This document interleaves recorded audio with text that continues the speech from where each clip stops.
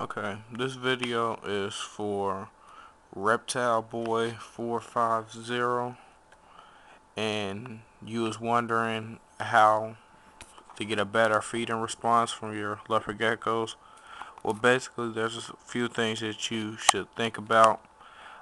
First, you should keep your room temperature at above 75 degrees Fahrenheit. Um, If it's any lower, then of course that's going to drop down your enclosure temperature, which will slow down your animals. Your enclosure temperature should be between 80 and 90 degrees Fahrenheit. You could do this by using a heat lamp or under tank heating mat.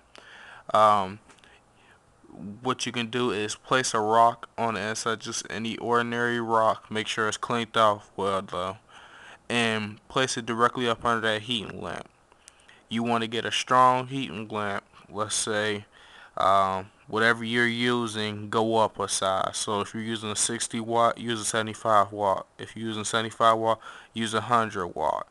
And that heat from that heat lamp is gonna like get the rock extremely hot. And as soon as you turn that off, then your leopard gecko will come out at night and sit on that rock and take that heat in from that rock that the heat lamp made hotter. Um, what else? Um, your tank shouldn't be near any windows because the cool air can go through those windows. Uh, that can also lower down the temperature.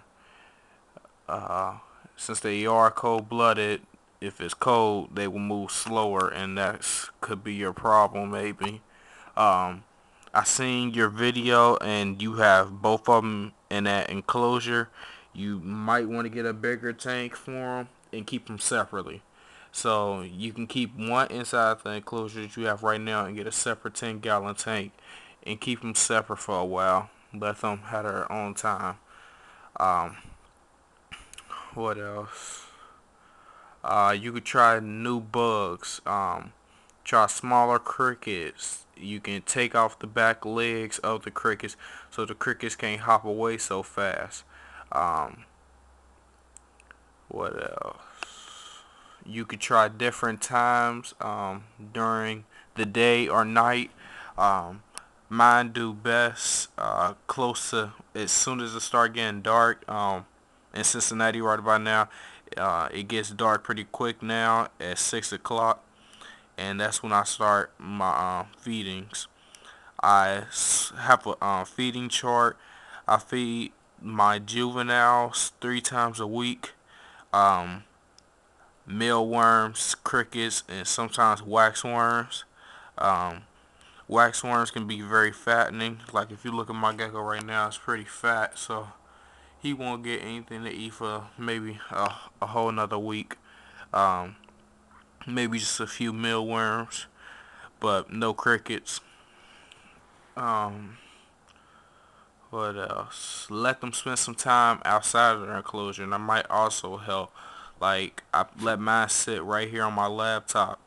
My laptop it gets pretty hot while I'm using it, and as you can see, he's laying right there on the speakers where most of the heat is at. Um, Inside of your enclosure, you might want to try putting fake plants in a lot more um, over their hides or whatever, so they can feel a lot more comfortable. I also use my hammock, so it's different levels, so then they can climb if they choose. So even though they are more terrestrial, some do climb, as you seen with my 2 younger geckos. They like to climb a lot more than my adults. Um, but that's basically what I do. As for right now, I separated all mine, give them some time alone because winter is coming up. They are already going to be stressed out because it's going to be a little bit colder. So that's it. Hope that helps.